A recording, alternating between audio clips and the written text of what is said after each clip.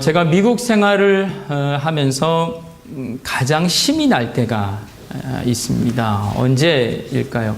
제가 미국에 온 지 이제 만 3년이 딱 되거든요. 낯선 곳에서 생활하면서 적지 않은 어려움들과 어떤 버거움들이 제 안에 있었지만, 그러나 그 가운데에서도 힘이 되고 한번 우실 수 있는 적이 있는데, 그것은 누군가가요, 제 옆에 있는 누군가가 당신을 위해서 내가 당신을 위해서 기도합니다, 기도했습니다, 그런 이야기를 제가 딱 들을 때 굉장히 제 마음이 뭔가 이렇게 꽉 차는 거 있잖아요. 뭔가가 막 꽉 가득 채워지는 그런 느낌. 그리고 지금 저분이 어떻게, 내가 이 상황이 지금 굉장히 좀 어려운데, 힘든 상황인데 날 위해서 기도했을까라고 하는 어떤 그런 생각까지도 이렇게 하게 되는 그런 시간이었습니다. 한국에서 제가 목양사역을 많이 하면서 성도를 위해서 많이 기도했죠. 그리고 그분들을 만나면 내가 당신을 위해서 기도했어요, 집사님, 권사님, 장로님, 제가 기도했습니다 라고 말을 했을 때 그분들의 느낌이 어땠을까라는 것을 알게 되었습니다. 그냥 저는 습관적으로 기도합니다라고 말할 수도 있고요, 정말 진지하게 기도해서 기도했습니다라고 말할 때도 있었겠죠. 하지만 누군가가 내 얘기를 들었을 때 어떤 느낌을 받았는지 전 사실 모르고 말한 겁니다. 왜냐하면 나는 그냥 목약을 해야 되는 사람이니까, 당신을 위해서 기도해야 되는 사람이니까, 그런 어떤 적지 않은 의무감을 가지고 기도했고, 사실 또 그렇게 기도했다라고 말했습니다. 그런데 저는 그 기도를 듣는 사람들의 그 마음과 그 기도가 주는 힘에 대해서는 잘 알지 못했던 거예요. 그런데 누군가가 나를 위해서 기도한다는 말이 내 안에 마음에 부딪혔을 때, 그리고 그것이 내 마음속에 새겨졌을 때, 그것이 나에게 새로운 힘과 어떤 밝음이 되었을 때 저는 비로소 그 의미를 알게 되었던 거죠.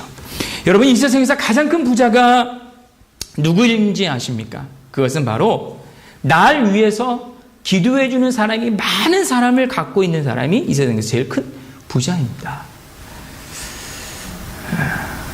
안 믿으시는군요, 표정들이. 예. 그래요. 세상이 주는 건 많이 있지만요, 하나님께서 나에게 붙여주신 많은 사람들을 통해서, 그 사람을 통해서 내가 기도되어지고 있다라고 하는 자체가 이 세상에서 가장 큰 신앙의 부자인 것입니다. 여러분, 기도가 뭡니까? 라고 우리는 질문을 던져요. 기도는 왜 하는 거죠? 기도는 또 어떻게 해야 되는 겁니까? 기도했을 때의 전과 후의 결과가 어떻게 달라지는 겁니까? 그리고 어떤 기도를 정말 하나님이 들으실까요? 나는 지금 어떻게 기도하고 있습니까? 라는 여러 가지 많은 질문을 우리가 합니다. 그리고 그런 질문 속에서 우리는 어찌 보면 기도를 하고 있는지 몰라요. 그렇게 기도를 또한 접근하고 있는 것 같습니다. 근데 중요한 명제가 하나 있습니다. 기도에 대한 중요한 명제는, 여러분, 기도는 내가 하는 것이고요, 분명히 기도는 내가 하는 것입니다. 그리고 기도를 들으시는 분은 하나님이라고 하는 것입니다. 하나님께 내가 올려드리는 것이 기도입니다. 굉장히 단순한 거지만 굉장히 중요한 내용이죠. 나의 기도가 내 중심적인 기도로 드려지고 여러 가지 많은 질문과 경험들을 후에 우리가 함께 나누지만, 정말로 중요한 것은 하나님이 기도를 받으시는 분이고 내가 기도하는 자로서 이러한 분명한 명제 가운데 정말 내가 하나님 앞에 기도하는 사람으로 기억되고 있는가입니다. 정말 하나님 앞에 나는 기도의 사람으로 기억되고 있는가인 거죠. 기도는 관념도 아니고요, 기도는 사고의 결과물도 아닙니다. 여러 생각과 질문 속에서 결론적으로 얻어지는 것이 기도의 어떤 답도 더더욱 아닙니다. 기도는요, 행해지는 겁니다. 기도는 하는 겁니다. 진행형입니다. 계속 하고 있는 겁니다. 내가 수많은 기도에 대해서 말을 하고 수많은 책을 쓰고 거기에 여러 가지 많은 의미들을 부여한다 해도 내가 기도하지 않으면 나는 더 이상 기도의 전문가가 아닌 겁니다. 기도의 모양은 있으나 기도의 능력은 없는 거죠. 여러분, 중요한 것은 기도는 하는 겁니다. 실제입니다. 현실 속에서 내가 내 마음을 열어, 내 입을 열어, 내 생각을 열어 하나님을 바라보는 것이 기도라 말씀드릴 수 있습니다. 물론 우리의 기도가 방향 없이, 향방 없이 마구 이렇게 하는 기도는 또 바람직하지 않죠. 그래서 기도라고 하는 것에 대해서 성서가 성경에 가르쳐주는 것에 대해 우리는 진지하게 이성적으로 판단하고 이성적으로 또 이해하고 거기서 얻어지는 것들을 가지고 우리는 또 기도해야 됩니다. 그것이 더 성숙한 기도의 자리로 우리를 인도하기 때문에 그렇습니다. 그러나 중요한 것은 그 마지막은 늘 언제나 하나님 앞에 우리는 어떻게 기도하는 사람으로 기억되고 있느냐입니다. 내가 현실적 삶 속에서 기도하고 있느냐입니다. 성숙한 기도는 그렇다면 무엇입니까? 우리가 잘 알다시피 데살로니가전서 5장 16절, 17절, 18절에 항상 기뻐하십시오. 쉬지 말고 기도하십시오. 범사에 감사하십시오. 이는 너희를 향하신 하나님의 뜻입니다. 라고 되어 있습니다. 성숙한 기도는요, 쉬지 말고 기도하는, 다시 말해서 습관적으로 하는 기도가 성숙한 기도입니다. 습관적으로 기도하는 것이 성숙한 기도. 여러분, 기뻐하라, 기도하라, 감사하라, 이것은 너희를 향하신 하나님의 뜻이다 라고 말씀하셨다라고 한다면, 기도는 하나님께서 우리를 향하신 당신의 뜻 중에 정말로 중요한 그 한 가지인 겁니다. 그러니까 기도는 하나님이 우리를 향하신 뜻인 거예요. 내가 무언가를 선택해서 해도 되고 하지 말아도 되는 것이 아니라, 기도는 하나님이 반드시 너희를 향한 나의 뜻으로 너희는 기도해라 라고 하는 것입니다. 굉장히 기도는 자율적이지만 동시에 성경은 우리에게 기도는 굉장히 절대적으로 하나님께서 명령하시는 것처럼 들리기도 합니다. 자율적이지만 명령적인 거예요. 의무적인 거예요. 그러니까 우리는 늘 습관적으로 하나님께 쉼없이 기도하는 것이 하나님의 뜻이라고 하는 것을 기억하고 우리는 그렇게 기도해야 되는 거죠. 어떤 희노애락이라고 하는 삶의 정황 속에서, 상황 속에서 드려지는 특별한 것이 기도가 아니라 언제나 우리의 일상 가운데서 드려지는 것이 기도라고 하는 것입니다. 여러분, 제가 함께 말씀을 나누면서 이 말씀을 한번 우리 스스로에게 순간순간 적응해 봤으면 좋겠어요. 나는 하나님 앞에서 어떤 특별한 상황에 있을 때만 기도하는 어떤 모습을 지금까지 갖고 있었는가? 아니면 그냥 삶 속에서 일상적으로 성경이 표현하는 좀 어떻게 보면 좀 유치한 것 같아요. 쉬지 말고 기도하라 이런 게 그렇죠. 하지만 여기 이 말 속에 쉬지 말고 기도하라라고 하는, 끊임없이 기도하라라고 하는 이 말의 의미가 정말 무엇일까 생각하면서 나는 늘 일상 삶 속에서 하나님께 기도하는 자였는가. 예수님도요, 습관에 따라 산에 올라가셔서 기도하셨다라고 복음서에 계속해서 증언하고 있고요. 또한 먼 광야로 나가셔서 기도하셨다라고 이야기하고 있습니다. 습관적 기도. 여러분, 습관이라고 하는 것은 시간적으로 항상 의미합니다. 하루라고 하는 한정된 시간 속에서 이루어지는 것이 습관이라고 하는, 시간을 두고 하는 것이 바로 기도라고 하는 것입니다. 그러니까 습관하면 어떤 인식적이고 의식적이고 사고적인 의미에서의 습관은 아닙니다. 이것은 늘 시간적으로 항상입니다. 오늘은 하고 내일은 안 하고, 내일은 하고 그 다음 날은 안 하고가 아니라 늘 하는 걸 말하는 거죠. 습관이라고 하는 것은 또한 감정에 구애받지 않아요. 특별한 일이 있을 땐 하고 그렇지 않을 땐 안 하는 어떤 상황에 얽매이는 것이 습관이 아닙니다. 습관은 어떤 상황이든 그대로 나오는 것이기 때문에 그렇죠. 또한 습관은 체질을 말합니다. 이 몸의 안과 밖에 만들어진 우리의 체질이 있습니다. 이 체질 속에서 우리는 그 무언가가 나오는 것이 습관인데요. 그렇기 때문에 기도가 습관화되어야 된다고 하는 건 굉장히 중요한 겁니다. 왜냐하면 체질이 안 되면 못 하잖아요. 그렇죠?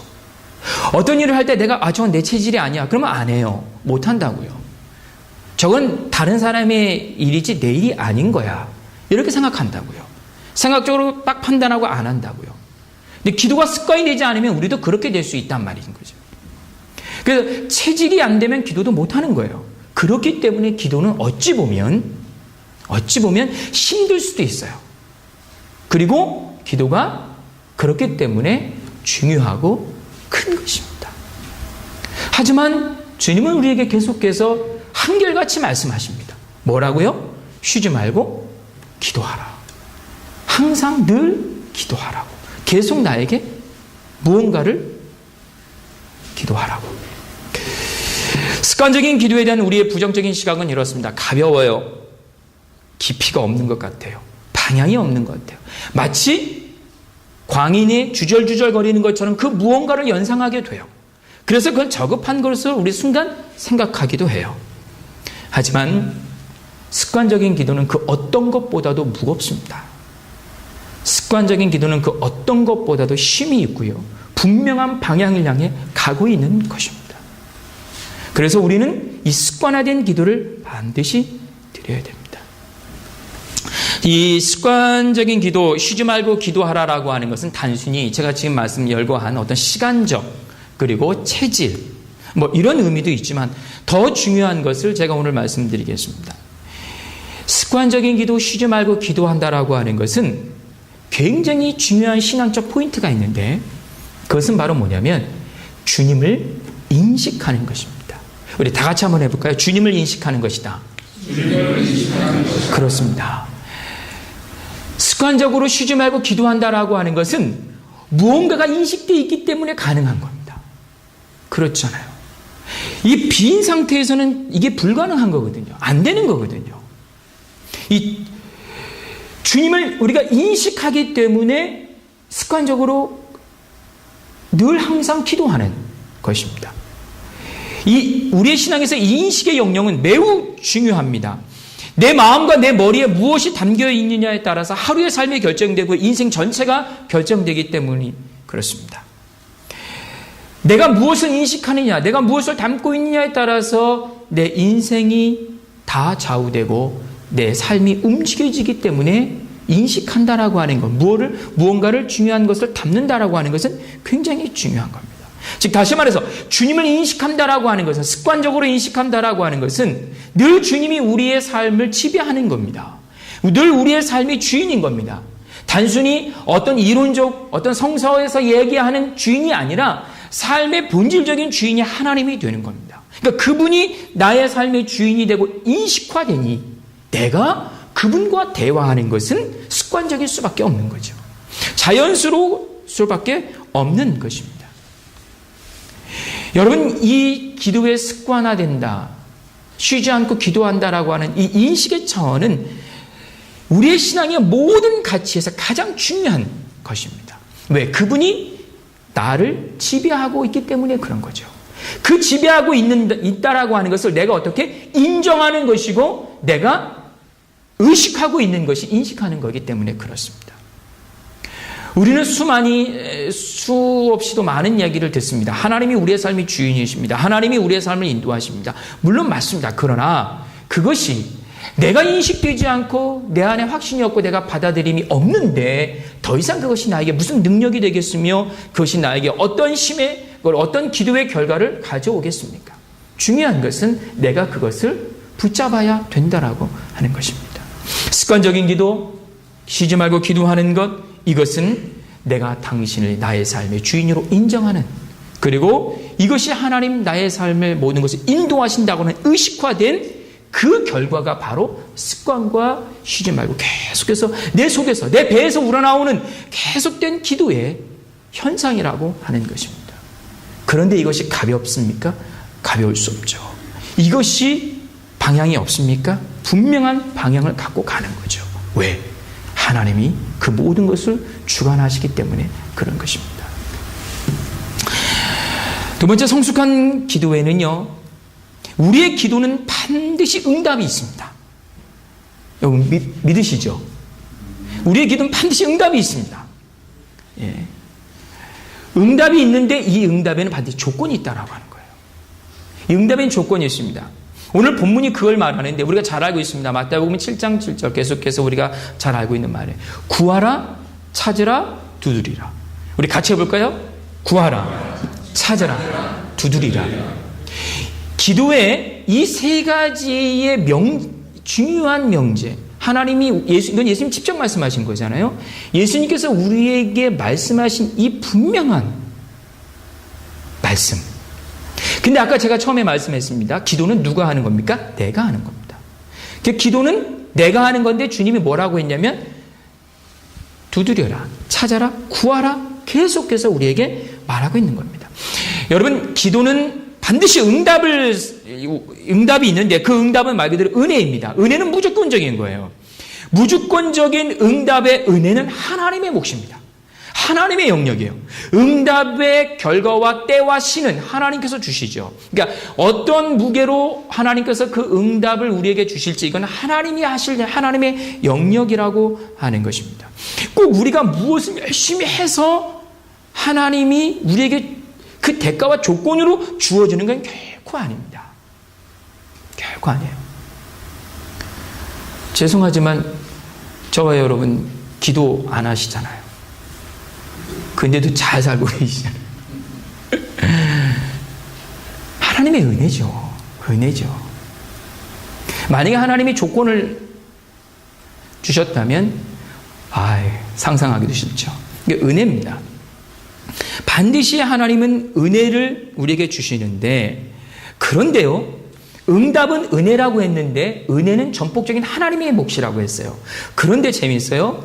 하나님은 우리에게 말씀하시길 응답이 은혜인데 너희와 상관없이 내가 줄 것이라고 말하고 있는데도 불구하고 하나님은 응답의 조건으로 계속 두드려라, 찾으라, 구하라 하고 있는 거예요. 근데 찾고 두드리고 구하는 것은 우리의 몫이거든요. 분명히 응답이 있는데 응답은 하나님의 몫인데 너희와 상관없이 내가 주는 건데 그럼에도 불구하고 한켠으로는 계속 우리에게 요구하고 계세요. 계속 구하라고, 찾으라고, 두드리라고. 왜? 그것은 너가 할 것이다 라고 그 몫을 우리에게 떨쳐주신 거예요. 그리고 당신은 은혜라고 하는 응답의 영역을 가지시고 우리에게 다가오시는 거죠. 여러분, 굉장히 신앙의 신비가 여기에 있는 겁니다. 우리는 어떤 목적을 가지고 구하고 찾고 두드려야 됩니다. 그것이 반드시 이루어질 수도 있고 분명히 안 이루어질 수도 있습니다. 그것이 이루어져도 은혜인 것이고 안 이루어져도 은혜인 것이기 때문에 그렇습니다. 그것은 하나님의 몫입니다. 하지만 주님은 우리에게 성경을 통해서 계속 말씀하십니다.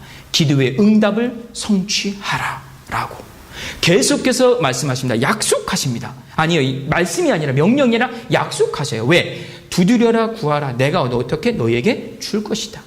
뱀을 줄까? 돌을 줄까? 아니다. 떡과 생선을 준다.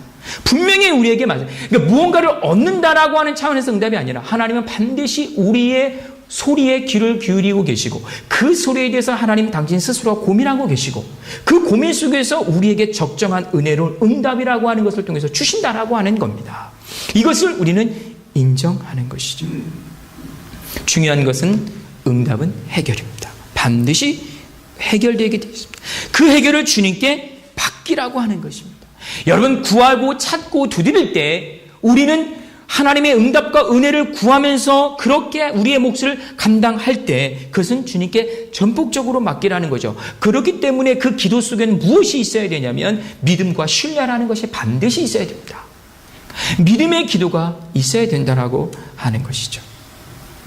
계속해서 기도하는 것은 단순한 응답의 조건이 아니라 그렇습니다. 하나님, 당신이 나의 삶의 주인이시고 은혜를 베풀어 주시는 분이 바로 당신입니다라고 철저히 인정하는 것이 바로 두드리고 찾고 구하는 기도는, 그리고 그 몫은 우리의 몫이라고 하는 것입니다. 그러면 이 말씀을 정리하면 그렇습니다. 하나님, 내가 당신을 인정합니다. 내가 당신을 믿습니다. 하나님, 당신께서 나에게 은혜를 주실 것을 믿어요. 나의 삶의 일거수일투족을 아시고 나의 안고 일어섬을 아셔서 나의 때와 나의 삶 가운데 당신의 섭리 가운데 나에게 모든 것을 공급해 주실 것을 알아요. 그 알아요라고 하는 증표가 뭐냐? 하나님이 말씀하시는 것이 바로 구하고 찾고 두드리는 겁니다. 나는 아는데 끝이 아니라, 이성적으로 알고 생각적으로 아는데 끝이 아니라 아니 두드리는 거예요. 아니 찾는 거고요. 아니 매달리는 겁니다. 바로 하나님이 원하시는 것은 너가 나를 인정하는데 어찌 인정하고 있니? 라고 말씀하시는 것이고요. 그 길과 답을 주님께서 성경을 통해서 우리에게 지금 말씀하고 있다라고 하는 것입니다. 응답의 조건은 내 삶의 주인 하나님을 삶의 주인으로 인정하는 것입니다. 마지막으로요, 성숙한 기도는요, 중보 기도입니다. 2월부터 목사님께서 우리가 이번 연도에 가장 중요한 목회 어떤 목양의 영역 가운데 하나, 우리가 중보 기도하자라고 선포하고 지금 우리가 한 주가 지났는데요.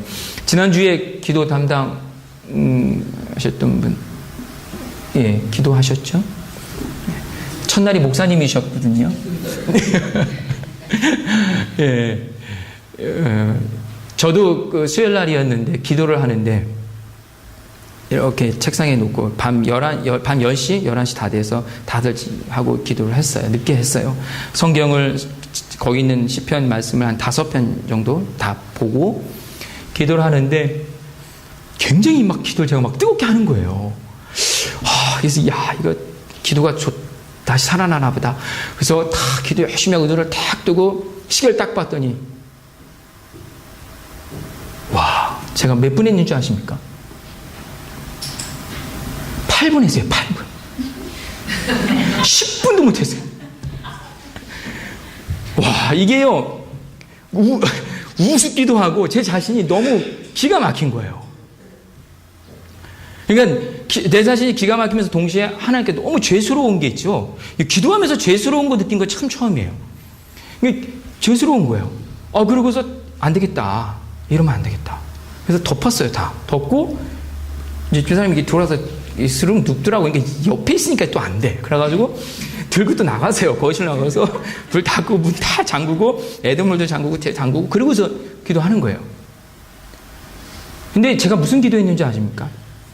거기에 나온 기도는 이미 다 끝났어요. 할 것도 없어요. 이제 더 이상.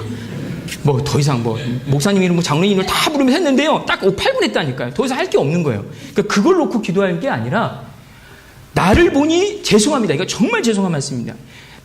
나를 보니 여러분이 보이는 거예요. 얼마나 힘드실까? 막 이런 생각이 드는 거예요. 그러니까 나를 보니 여러분이 보이기 시작했어요. 저를 보니까. 그러니까 이분들도 거긴 분명히 30분 이상 하십시오. 이렇게 부담을 팍팍 주고 있는데, 분명히 하고 나면 허탈하실 거다. 이런 생각이 들기도 하고, 그래서 그 시간부터는 여러분들로서 정말 기도했어요. 뭐라고 기도했냐면, 우리의 기도가 풍성한 기도가 되게 해달라고.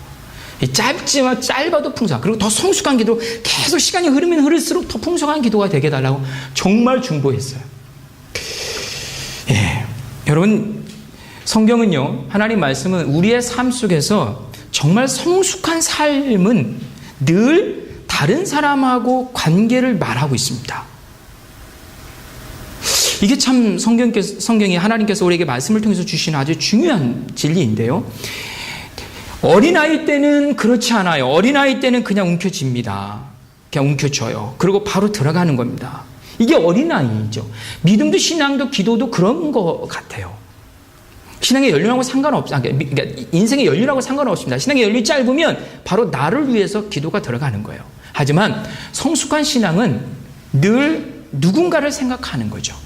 그러니까 성경은, 하나님 말씀은 늘 누군가를 생각한 것이 성숙한, 그렇죠? 그것이 한 교인이든 공동체이든 집단이든 나라든 민족이든 이 땅이든 다 민족이든 그 어떤 것이든 늘 하나님이, 우리의 방향은 늘 안쪽이 아니라 바깥쪽, 사이드로 늘 향하게끔 되어 있는 겁니다. 이것이 하나님의 뜻입니다. 그러니까 기도의 성숙함이라고 하는 것은 습관적으로 기도하는 것도 좋고요. 하나님이 인정하는 것도 좋아요. 하지만 그것은 하나님과 나하고 씨름해야 될 그 문제예요.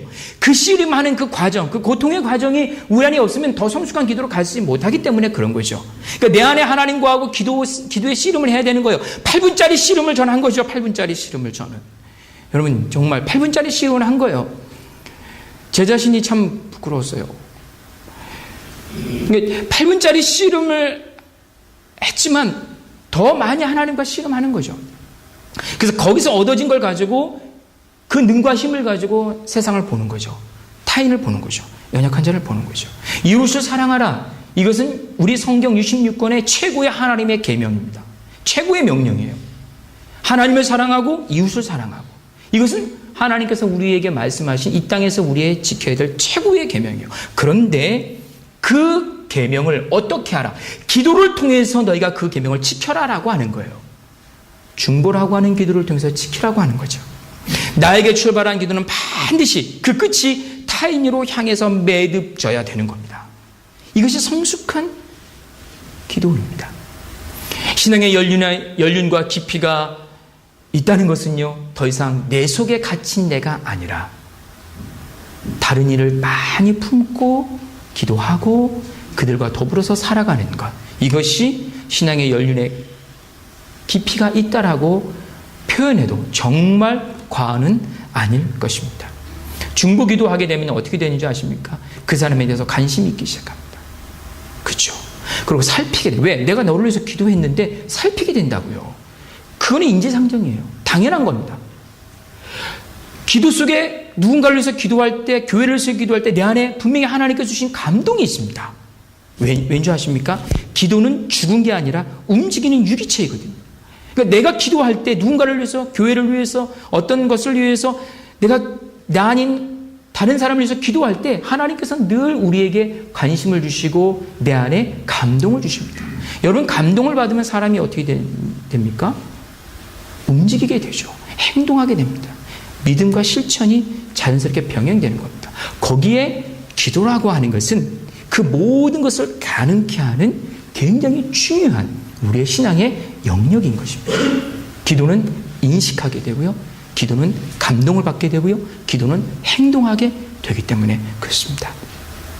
저는 이 기도에 대해서 말씀을 전하면 꼭 하는 예화가 있습니다. 소록도 얘기입니다. 소록도 많이 가보셨나요?